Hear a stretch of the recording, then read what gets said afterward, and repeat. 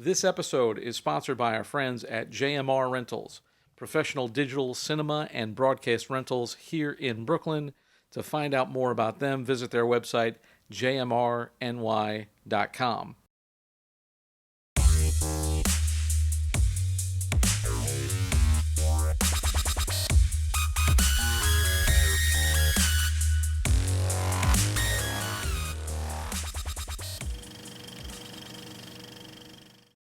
Hello and welcome to No Rest for the Weekend. I'm Jason Godbey here with another edition of Indie Film News. This is a preview of the upcoming We Are One, a global film festival. This update comes to us via The Hollywood Reporter. As reported earlier this month, Tribeca, along with 20 other film festivals, have combined to stream live on YouTube for We Are One, a global film festival. It's an online event launched in response to the COVID-19 crisis and the cancellation of traditional film festivals worldwide. Tribeca Enterprises and Tribeca Film Festival co-founder CEO Jane Rosenthal says, "We are so excited to share the combined efforts of our film festival partners and YouTube with the world this week. Together, we are able to curate a compelling slate of programming that succinctly reflects the subtle variations and style that make each festival so special." The lineup will include narrative and documentary features, short films, including animation. They'll include some television and web series and VR content as well. In addition to the films and series, We Are One Festival stream several curated talks, both archived from past festivals and some brand new discussions. This will feature the likes of filmmakers like Francis Ford Coppola, Steven Soderbergh, Bong Joon-ho, and Jane Campion, running exclusively on YouTube from May 29th to June 7th. The URL for that is youtube.com/weareone. On every film page, there will be a donate button, which will allow viewers to donate to organizations like the World Health Organization, UNICEF, and Doctors Without Borders. Also, according to the FAQ section of the website, the films will stream live, but then they'll live up there for the duration of the film festival. So if you miss it initially, if you weren't up at 7 in the morning on a Friday to check this out, you can find it on the YouTube site. So for a bit of perspective on this, usually these film festivals, these big festivals, the Cannes, the Tribecas, the Sundances of the world, they usually attract big names, big name movie stars, big name filmmakers, studios. But that's not what we're going to see this year, and for good reason. So the bigger name films, despite the current state of theatrical distribution, they're still looking for distribution, be it theatrical or otherwise. So it doesn't behoove them to stream for free online. So for the independent films, they're just looking to get seen. So this works for them.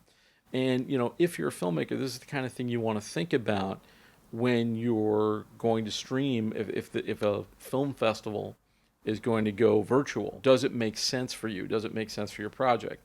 Now, this is not to say that there are no names associated with the festival. I mentioned some big names before that will be on panels, and such big name actors, big name directors, and so forth. And company DreamWorks is going to be showing an animated short there. Now, the hope is for the indie film community. This event will help sort of elevate some of these films. Hopefully, it'll provide a platform for independent filmmakers to get out there to the public. Many of these films, when you see these indie features, when you see indie documentaries, a lot of these films aren't really seen outside of a film festival. So this could be a major chance for them to get distribution to an audience and get seen by people who normally wouldn't see them. And hopefully people will watch. But this model is in contrast to what normally happens at a film like, say, Cannes. So the Cannes Film Festival director in the past, his name is Thierry Frémaux, pardon my pronunciation, my French is terrible, but he has said, and I'm paraphrasing here, the big films, the Hollywood films, they help the smaller films. They attract the press coverage, they attract the audience, they get people into the film festivals.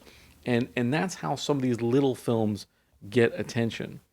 Now, this global film festival, with all these films all over the world streaming for a week, 10 days, is it's kind of an experiment. The curious thing is that they haven't really advertised for it.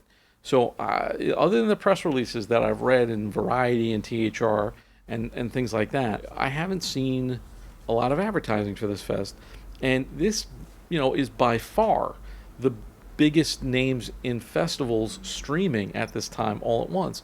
It's just going to be interesting because I think even though these are big name festivals that maybe people have heard of, I don't think people have heard of this. I don't know how many people are actually going to be watching. So that raises the question of like, who will be watching?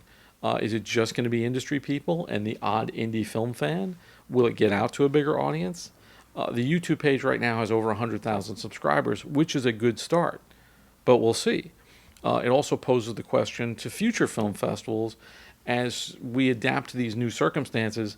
Will film festivals, even the ones scheduled for later this year, even the ones scheduled for later this summer or the fall, will they actually happen? Will they have to go virtual? Will streaming become a permanent part of film festivals? When are people actually going to want to go to them? Are you going to want to get into a movie theater anytime soon, given the circumstances? All this remains to be seen. And, for us, we're going to try and keep up on it as best we can and try to follow it and bring you, the indie film fan, some new films that you may not know about, to talk to the directors, talk to the stars, and try to get these films an audience through our audience. And we're also, talking to you filmmakers out there and trying to educate you on what the market is actually like now, because everything is different than it used to be. So more on that. We will be covering We Are One, as we will be covering the Brooklyn Film Festival and Contra Film Series this weekend. And I also want to say, if you haven't had a chance to see this week's episodes, check it out. We have the amazing Michelle Lamore. She talks to me about her career in burlesque and also about her new series, Quarantine Cabaret. And then next week on Wednesday, we have the CEO of DeWolf Music, Joel Feinberg, to talk about the opportunities that can be had for creators in the wake of COVID-19. And that's all we got for you today. Thanks so much for taking this trip down the rabbit hole once again. For more film festival coverage and more podcast episodes, don't forget to subscribe to this space and visit our website, norestoftheweekendpodcast.com. Once again, I'd like to thank our sponsor, JMR Rentals, for sponsoring this episode. And for Behind the Rabbit Productions, I'm Jason Godbey. Thanks for joining us. We'll see you next time.